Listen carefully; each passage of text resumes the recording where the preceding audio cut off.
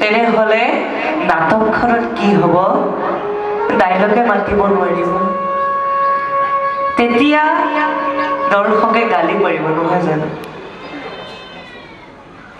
কিন্তু যদি এতিয়া আমি যদি ডাইলগ মুখস্থ কৰোঁ, তেতিয়াহ'লে কিন্তু তেতিয়া আমাৰ ডাইলগ মাতিব পাৰিম।